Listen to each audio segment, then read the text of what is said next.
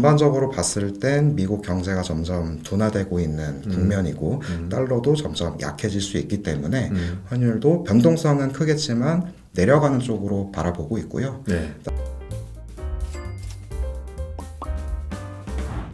안녕하십니까. KB국민은행 자본시장 사업그룹 수석 이코노미스트 문정입니다. 이번 시간에는 6월 글로벌 경제 및 금리 환율 전망에 대해서 알아보겠습니다. 첫 번째 글로벌 경제입니다. 최근 금융시장에서는 달러 자산보다는 빗달러 자산을 선호하고 있습니다. 지난 5월 중순이었죠. 미국과 중국의 관세 협상에서 양국은 관세율을 큰 폭으로 낮추는 데 합의했습니다. 물론 이러한 합의는 90일이라는 유예기간을 두었습니다. 그럼에도 미국과 중국이 관세율을 낮추는 데 동의했다는 것은 그동안 글로벌 경제나 금융시장에 있어서 가장 위험했던 요인, 무역 갈등이 완화될 수 있다는 의미로 해석되고 있습니다. 또한 이렇게 돼서 그동안 가장 부진했던 요인이었던 중국과 아시아 금융시장에서 관세 리스크가 벗어날 수 있다는 부분도 볼 수 있을 것 같고요. 특히 연초 이후에 국내 증시에서 외국인 주식 투자의 순매도 행진이 5월에는 순매수로 전환되기도 했습니다. 이 역시 한국의 수출 경기가 나쁘지 않다는 전망으로 해석될 수 있겠죠.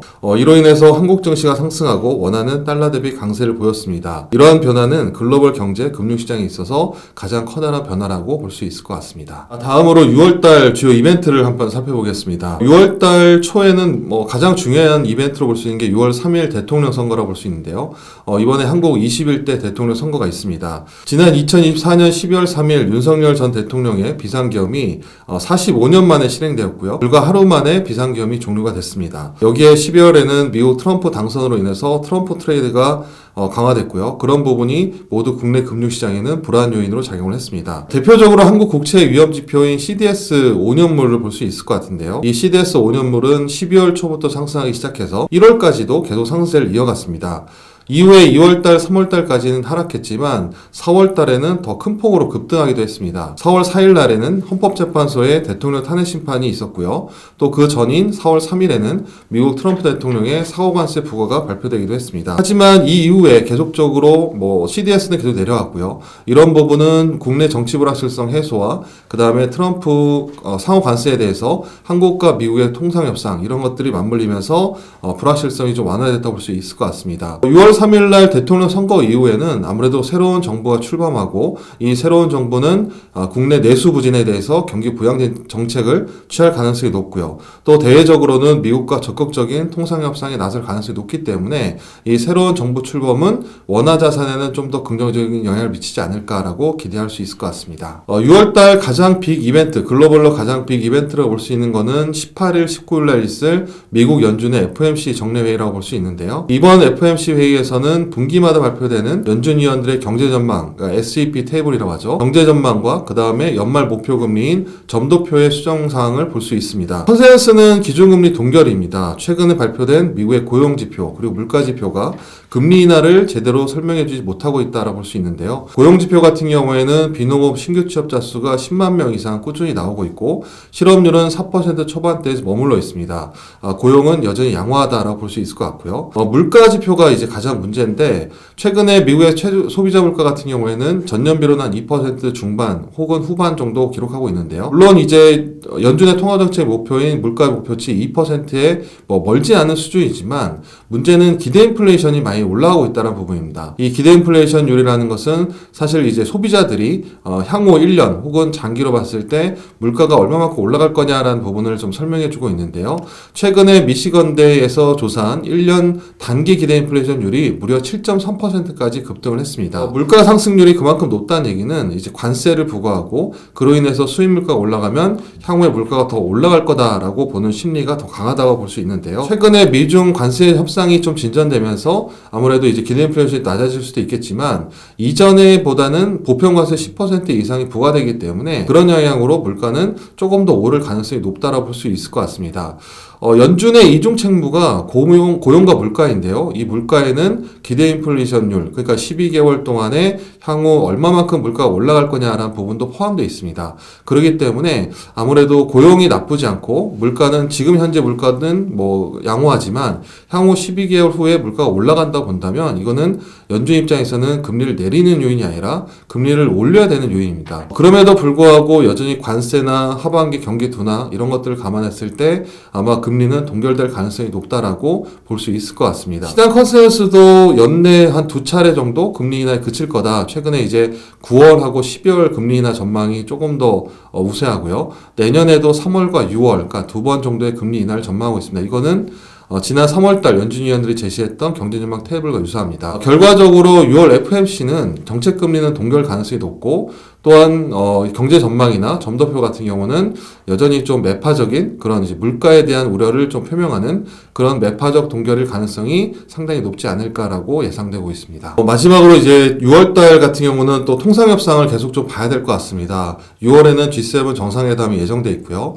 이번 통상협상에서는 물론 이제 여러 가지 관세 문제나 아니면 이런 것들도 있지만 또 시장에서 주목하는 부분은 통화협정, 환율에 대한 의제가 나올 수 있다라고 볼 수 있을 것 같습니다. 최근에 얘기 나왔던 마를하고 합의 이런 이제 통화협정은 아니더라도 트럼프 정부가 얘기하는 추구하거나 아니면 정책 기조로 삼는 저금리 약달러 정책 이런 부분에 대해서 각국 특히 아시아 국가들 일본, 한국, 대만 같은 경우는 아마 환율에 대한 얘기가 포함되지 않을까라고 볼 수 있을 것 같습니다. 결과적으로 미국 정부가 원하는 약달러 정책에 아시아 쪽 대미무역자가 높은 아시아 국가들이 얼마만큼 동의하느냐, 동조하느냐에 따라서 아마 통상협상에 환율 문제가 들어갈 가능성이 높고요. 그런 소식들이 시장에 나온다면 아마 달러는 약세를 보이고 아시아 통화의 강세가 조금 더 6월에도 더 이어지지 않을까라고 예상되고 있습니다. 네, 다음은 5월 금리 동향 그리고 6월 금리 전망에 대해서 들어보겠습니다. 네, 안녕하십니까. 자본시장 그룹 장현상 이코노미스트입니다. 네, 5월 달은 생각보다 금리가 큰 폭으로 좀 오른 것 같아요. 채권 네, 금리가. 예. 다른 기준금리는 크게 변하지 않았지만 미국채 금리가 좀 많이 올랐습니다. 장기물 위주로. 맞습니다. 금리가 이렇게 올라간 이유가 뭐가 있을까요? 5월 미국채 금리가 예상보다 좀 많이 오른 편이었는데요. 그거에 대한 요인을 쉽게 한 3가지 정도로 설명을 드리자면, 먼저 이제 앞에서 언급하셨던 것처럼 이제 미국과 중국이 상호관세 부과를 유예하면서 아무래도 미국 성장에 대한 좀 이제 하방 리스크가 상당폭 완화된 점이 그렇죠. 첫 번째 이유로 들 수 있겠고요. 네. 두 번째로는 이제 트럼프 행정부가 이제 감세안을 진행을 했는데 하원을 통과하면서 아무래도 미국 재정적자의 우려가 또 다시 불거진 점을 들 수 네. 있겠고요. 네. 마지막으로는 이와 연계된 점인데, 글로벌 신용평가사 중에 하나인 이제 무디스가 네. 이제 미국의 재정적자 확대 이슈를 제기를 하면서 이제 미국의 신용등급을 한 단계 낮춘 점이 네. 아무래도 미국 자산에 대한 신뢰 이슈를 네. 다시 좀 불러일으키면서 채권을 중심으로 좀 매도가 많이 나타난 점이 이제 금리의 상승 요인으로 작용한 게 아닌가 네, 시장에서는 이제 미국 재정에 대한 우려, 그 다음에 관세 얘기 나올 때마다 금리가 또 올라요. 채권 약세죠. 네.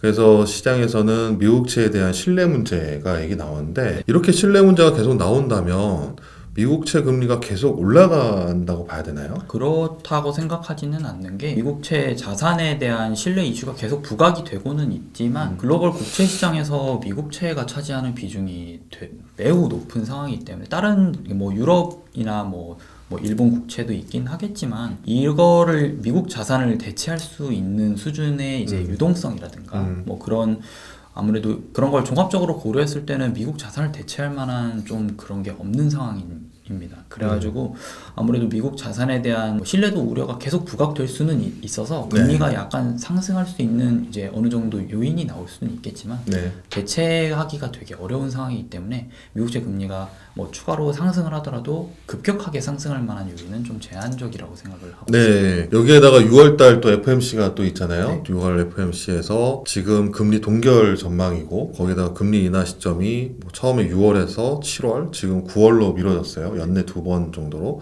금리 인하 계속 늦춰지는 점도 시장금리 상승, 국채 장기금리 상승의 주요 요인이라고 볼 수 있는 거 아닌가요? 네, 맞습니다. 작년과 거의 좀 어느 정도 비슷한 패턴으로 좀 진행되고 있는 상황이라고 보여지는데, 네. 작년에도 분명히 월 초에는 이제 연내 금리 인하 횟수에 대해서 되게 높은 기대를 부여를 하고 그렇죠. 있었지만 네.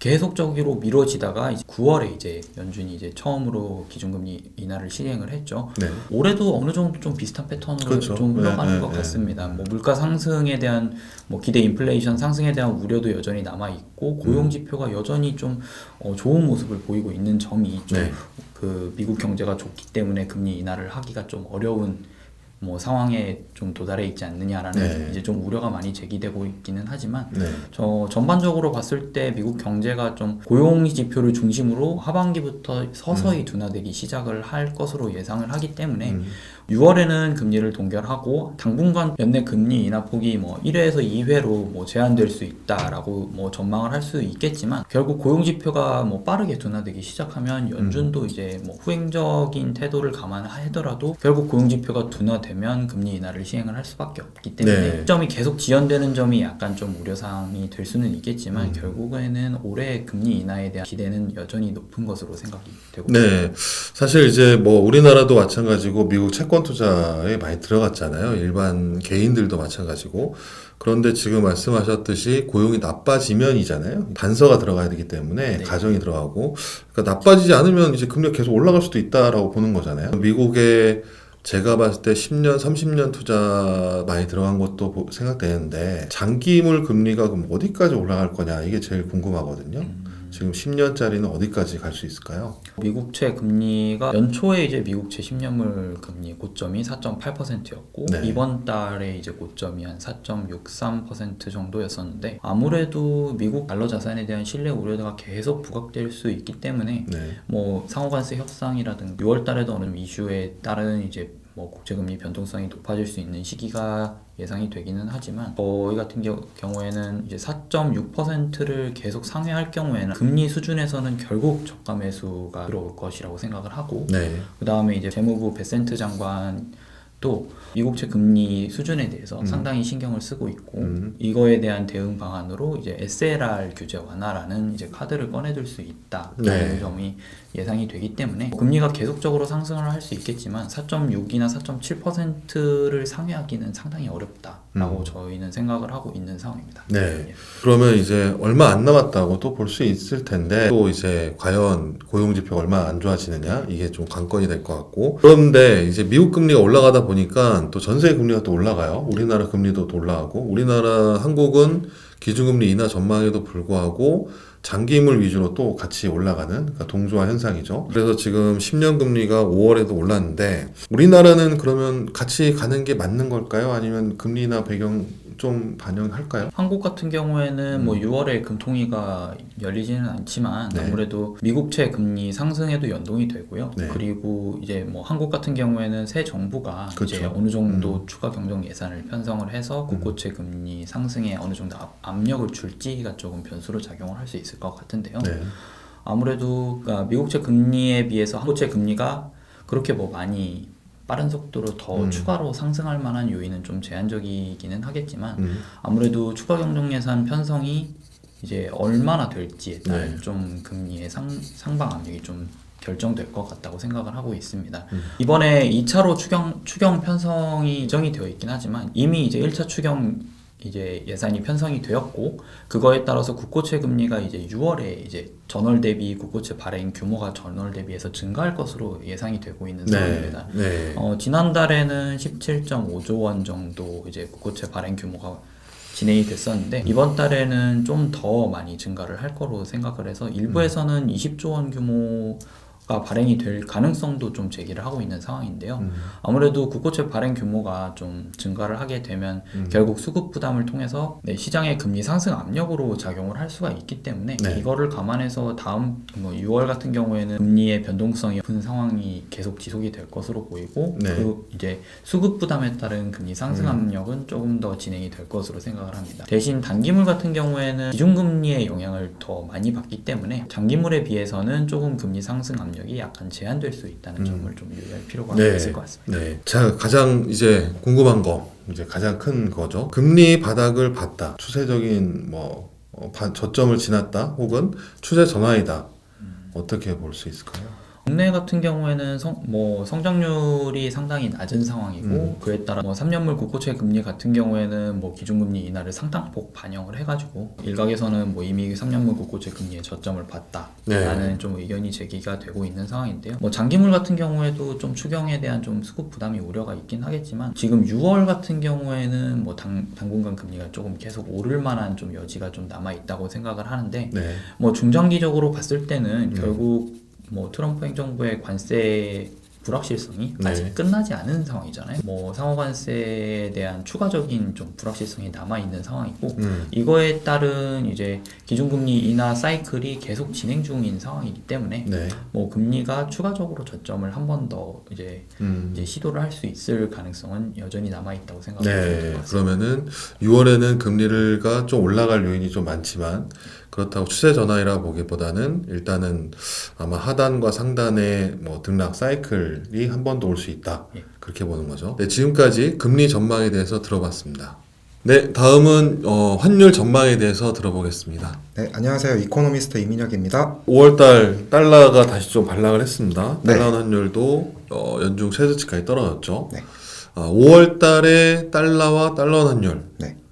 그 하락의 배경은 어떤 게 있을까요? 네, 뭐 최근 환율이 이제 1,360원대까지 내려왔잖아요. 네. 작년 10월 이후 거의 7개월 만에 가장 낮은 그렇죠. 수준인데요. 그래서 5월 달에 이렇게 환율이 빠르게 내려온 원인은 우선 월 초부터 미국과 중국의 어떤 무역 협상에 대한 기대가 생기기 시작했고요. 네. 그 월 초에 이제 연휴였는데 그때 이제 역외 시장에서부터 환율이 굉장히 빠르게 내려오기 시작을 그렇죠. 했습니다. 네.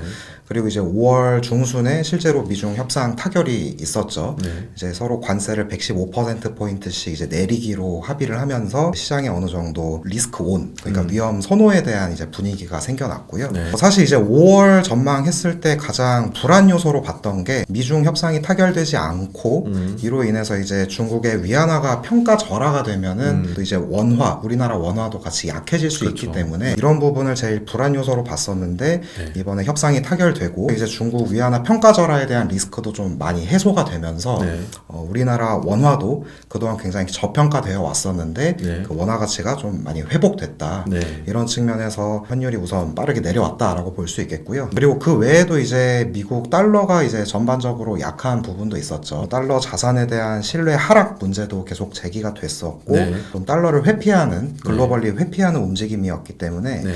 이런 측면에서도 원화가 상대적으로 수혜를 받았다라고 생각이 되고 네. 그리고 이제 5월 중에는 그 환율 협상에 대한 얘기가 계속 나왔습니다. 실제로 어떤 뭐 협상에 대한 구체적인 내용은 전해지지는 않았지만 네. 계속 뭐 뉴스 보도를 통해서 한국과 미국의 재무 당국자들끼리 만나서 뭐 환율 협상을 네. 논의를 했다. 이런 소식이 나온 것 자체가 미국 정부가 이제 한국의 어떤 원화 가치 절상을 요구할 것이라는 기대 때문에 이런 부분을 좀 시장이 민감하게 받아들이면서 환율이 굉장히 크게 내려오지 않았나라고 네. 생각이 됩니다. 근데 한편으로는 유로원 환율이나 엔원 환율, 일본이나 아니면 유로 같은 경우도 물론 내려오긴 했지만 연초보다는 여전히 높잖아요. 네, 환율 맞습니다. 자체가. 네. 그렇게 보면은 원화가 많이 내려왔다라고 봐야 될까요? 아니면은 덜 내려왔다고 봐야 될까요? 우선 원화 가치가 회복되고 있는 거는 맞지만 네. 여전히 뭐 다른 주요국 통화들 대비로는 여전히 좀 저평가되어 있다고 생각이 되고요. 네. 그 원인으로는 우선 일본 엔화 같은 경우는 BOJ가 이제 금리를 올리고 있는 그런 통화 정책의 차별화 조짐이 나타나기도 하고 네. 또 유럽 같은 경우는 뭐 독일의 재정 지출 확대라든지 네. 뭐 러시아 우크라이나 종전에 대한 그런 기대 이런 부분까지 같이 반영돼 있기 때문에 네. 엔화나 이제 유로화는 원화보다는 상대적으로 좀 강하다라고 볼 수 있겠고 네. 우리나라 같은 경우는 우선 3월달, 4월달에 정치적인 불확실성이 많이 해소가 되긴 했었지만 네. 1분기에 역성장을 보이면서 경제가 좋지 않고요. 네.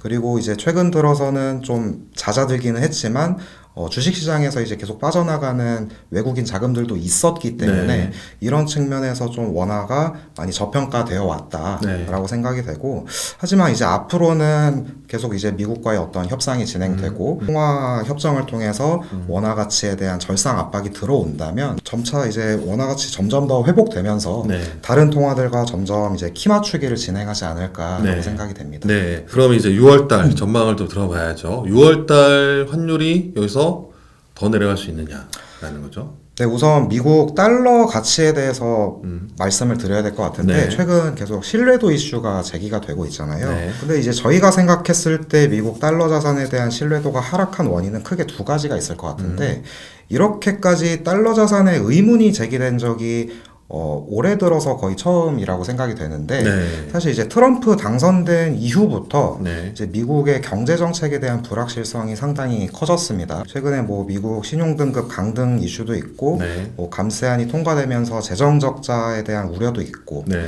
그리고 이제 관세가 매겨짐으로 인해서 무역 정책에 대한 불확실성도 커졌고요. 네. 이렇게 관세가 매겨지다 보니 이제 인플레이션도 굉장히 급등을 하면서 앞으로 이제 연준 금리 경로에 대한 이제 불확실성도 굉장히 커졌거든요. 네. 이렇게 트럼프가 당선된 이후로 재정 정책, 무역 정책, 통화 정책 이렇게 3대 정책 측면에서 모두 불확실성이 커졌기 때문에 네. 이런 부분이 달러의 좀 신뢰도를 많이 약화시키고 있는 요인이 아닌가라고 네. 생각이 되고 이 부분은 아마 좀 중장기적인 이슈가 될 것 같거든요. 앞으로도 이제 쉽게 사그라들 것 같지 않아서 네. 이런 부분이 앞으로도 이어진다면 네. 달러에는 좀 장기적으로 봤을 때 계속 약세 요인이 되지 않을까라고 네. 생각이 되고요. 물론 이제 또 관세 때문에 미국 성장에 대한 기대치가 많이 낮아진 것도 있습니다. 네. 사실 트럼프 당선 이후에 이제 올해 초까지만 하더라도 시장이 생각하는 올해 미국의 경제 성장률 전망치가 한 2% 정도 됐었거든요. 네. 그런데 이제 4월에 상호 관세가 부과가 되고 5월 중에는 이제 관세에 대한 협상이 있었는데도 불구하고 올해 성장률 전망치가 1.3%로 많이 낮아졌습니다. 네. 거의 1%포인트 가까이 내려온 건데 이 부분은 사실 관세 협상을 하면서 실제로 뭐 관세율이 많이 낮아졌다고는 해도 아직도 여전히 10%의 기본 관세는 남아 있고요. 네. 사실 작년까지만 하더라도 바이든 정부 때는 관세라는 게 없었잖아요. 네. 근데 이번에는 트럼프 행정부가 들어오고 나서 관세라는 이제 새로운 그런 재료가 생겼기 때문에 네. 이 부분이 결국에는 미국 경제 성장에는 부담이 될 거라고 생각이 되고 네. 성장이 이제 둔화되는 측면에서 달러에도 계속 약세 재료가 되지 않을까라고 생각이 돼서 아마 이렇게 된다면은 글로벌리 달러가 약해지는 흐름을 따라서 우리나라 달러 원 환율도 점점 내려가는 추세이지 않을까라고 생각이 됩니다. 네. 그렇다면 6월 달에 우리 환율 외환 시장에서 가장 중요하다 아니면은 이건 좀 지켜봐야 된다라는 이벤트나 지표가 있을까요? 네, 우선 달러는 점점 약해질 것 같은데 제가 6월 달에 가장 변수로 보고 있는 거는 연준의 통화 정책이거든요. 일단은 뭐 금리 동결 전망이 우세하긴 하지만 네. 계속해서 이렇게 금리 인하 시점이 늦춰지고 있는 이유로는 네. 말씀하셨던 이제 기대 인플레이션의 등이라든지 아직까지도 또 고용이 너무 그렇죠. 좋아서 나쁘지 않죠. 이런 측면에서 연준도 금리 내리기를 좀 주저하고 있다라고 생각이 되거든요. 네. 이게 왜 문제가 되냐면 사실 미국 연준의 금리는 아직까지도 여전히 높습니다. 네. 4.25에서 4.5% 정도 되는데 네. 반면에 이제 유럽 같은 경우는 금리가 한 2%, 네. 일본은 0.5%거든요. 네. 그 여전히 이제 다른 주요 국가들과 비교했을 때 미국 금리가 높은 수준이라서 그렇죠. 사실 이렇게 미국 금리가 높으면은 고금리에 대한 수요 때문에 달러 자산을 원하는 사람들이 있을 수도 있잖아요. 네. 이런 측면에서 앞으로도 연준 금리가 낮아지지 않는다면 달러 가치가 지지될 수 있는 부분이기 그렇죠. 때문에 네. 그래서 말씀드렸던 뭐 고용이나 뭐 기대 인플레이션 이런 부분이 언제 꺾이는지 한번 6월에 나오는 지표를 통해서 좀 확인할 필요가 있지 않나라고 네. 생각이 되고요. 네. 그 외에도 이제 정책적인 부분을 고려하자면 6월 중에는 이제 G7 정상회담도 네. 있고 네. 아마 거기서 좀 무역 협상에 대한 얘기가 다시 나올 수도 있을 것 같아요. 네. 무역 협상에 대한 얘기가 나올 수 있다는 기대는 있지만 실제로 그 말이 나오지 않는다면은 시장이 또 실망을 하면서 그렇죠. 시장 변동성 요인이 될 수 있고요. 네. 그리고 이제 6월 중에는 미국 재무부에서 환율 보고서가 나올 수 있거든요. 네. 그 환율 보고서를 통해서 뭐 중국이나 대만 그리고 한국 통화 가치에 대한 또 절상 압력을 할 수 있기 때문에 이 부분도 좀 시장 변동성을 키울 수 있는 재료라고 생각이 됩니다. 네. 하지만 이제 전반적으로 봤을 땐 미국 경제가 점점 둔화되고 있는 국면이고 달러도 점점 약해질 수 있기 때문에 환율도 변동성은 크겠지만 내려가는 쪽으로 바라보고 있고요. 네. 따라서 6월달 달러 환율 레인지는 1330원에서 1390원으로 예상합니다. 네, 지금까지 6월 환율까지 들어봤는데요. 아까 말씀하셨듯이 FOMC가 미국 연준의 통화정책회의는 지금 시장에서 매파적 동결로 보고 있죠. 이는 달러 강세, 약세를 좀 제한하는 요인이 될 수 있다라고 보고 있고 6월 달에도 통상협상이 가장 중요한 것 같습니다. 관세협상이라고 하기도 하고 통상협상이라고 하기도 하는데 협상 자체가 예상대로 순조롭게 된다. 그러면은 리스크 온, 위험 선호이기 때문에 또 달러가 더 약해질 수 있지만, 어렵다, 아니면 불발된다, 혹시 모를 트럼프 대통령이 또 다른 이벤트를 얘기한다든가, 최근에 유로 50% 관세 얘기도 했다가 또 철회했죠. 그런 얘기들이 나오면 또 시장 변동성이 바뀝니다. 그러니까 결국에 키는, 글로벌 금리, 국내 금리나 미국 금리나 환율도 마찬가지고, 미국 연준과 트럼프의 말 한마디, 요게 이제 또 6월 달에 변동성 요인이 될 수 있다라고 볼 수 있을 것 같고요. 다행스러운 점은 그래도 연초 우려했던 국내 정치 불확실성은 아마 새 정부 출범으로 좀 해소되지 않을까라고 볼 수 있고, 또 관세에 대한 리스크도 4월달 상호관세 이후로 협상을 통해서 그때보다는 조금 약해질 가능성이 높다고 보고 있고, 또 최근에 나왔던 미국 달러 자산에 대한 비선호, 오히려 빗달러 자산에 대한 선호가 조금 더 6월에도 이어지지 않을까라고 볼 수 있을 것 같아서, 저희 6월 달에는 금리는 조금 더 위로 갈 수도 있지만 달러보다는 빗달러 통화가 조금 더 강세를 보이지 않을까라고 보고 있습니다. 지금까지 똑똑한 환율 이야기, 환율 똑똑이었습니다. 감사합니다.